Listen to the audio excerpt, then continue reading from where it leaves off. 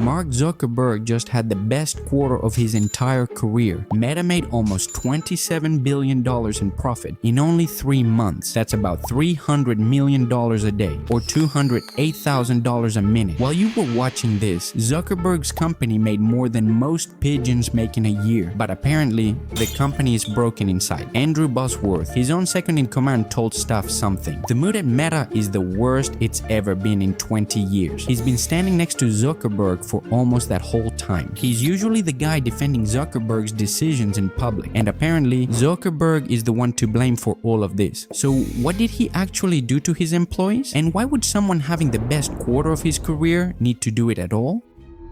So where did all that money actually go? Zuckerberg didn't sit on it. He pointed almost every dollar at one thing: artificial intelligence. This year, he's spending nearly double what he spent on it last year. Data centers, chips, servers, the expensive stuff. Think about what that actually means. Giant warehouses full of machines that need constant power and constant cooling. Machines that don't ask for raises, don't take sick days, don't talk back. Some of these chips cost more than most employees make in a whole year. And Zuckerberg needs them by the millions. Somewhere there's a spreadsheet at Meta that says chips billions, employees optional. Meanwhile, Karen from accounting is still waiting for approval to buy a second monitor. But machines like that need a mountain of cash up front before they earn a single cent. So Zuckerberg needed cash, a lot of it. He could have slowed down and spread the spending out over a few years. Instead, he decided his own employees would help cover the bill. Nobody forced his hand. He decided that on his own. First move, he cut 8,000 jobs in May. 1 in 10 pigeons at the company gone in a single announcement. Those salaries were real money, but tiny next to a server farm. His own finance chief called it building a leaner operating model. Leaner just means more machines and fewer pigeons, but lean is a nice word. It makes thinning your own staff sound like a fitness plan, like the company's about to show off abs, except the only six-pack here is the one Zuckerberg's drinking to celebrate. Second move, he took 10% more of the employees, and this time he didn't fire them. He reassigned them straight into a brand new division. Employees said it felt like getting drafted into the army. Zuckerberg created it back in March. He called it Applied AI. Some of these pigeons used to build the apps you actually use. Now they sit in a room and train the thing that's replacing them. That's the part most headlines skipped completely. Zuckerberg didn't only remove pigeons to save money. The whole plan was to make them build the exact thing that would replace them later.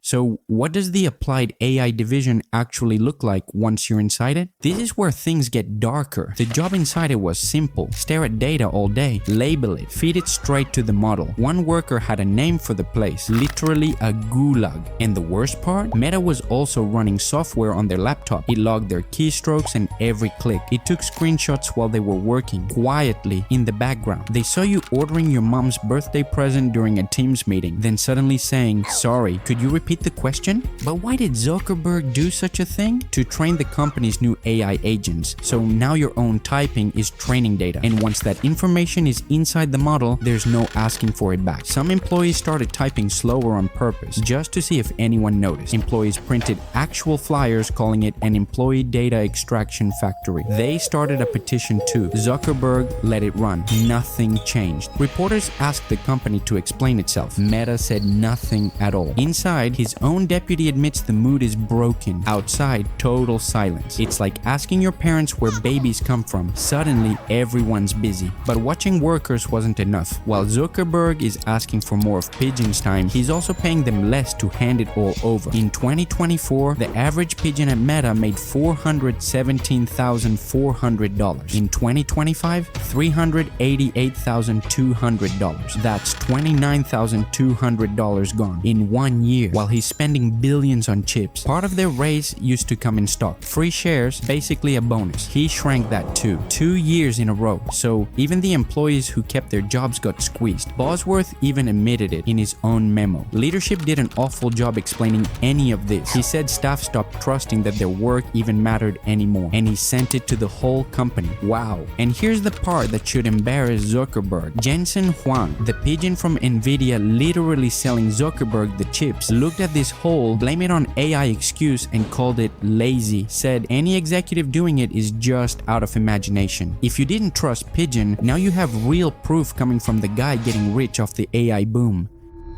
So what's it actually like working there right now? One Instagram employee put it bluntly to Wired. Everyone is unhappy. The only pigeons who are not unhappy are literally executives. Translation, only Zuckerberg wins. He doesn't know your name. He barely knows his own calendar. Staff who got reassigned can technically reapply for other roles inside the company, but they lose system access the moment the notice goes out. So you're applying for a new job at the same company, locked out of your own laptop the whole time. Why do you want to work at Meta? I literally worked here yesterday. I don't know, Rick. Seems fake.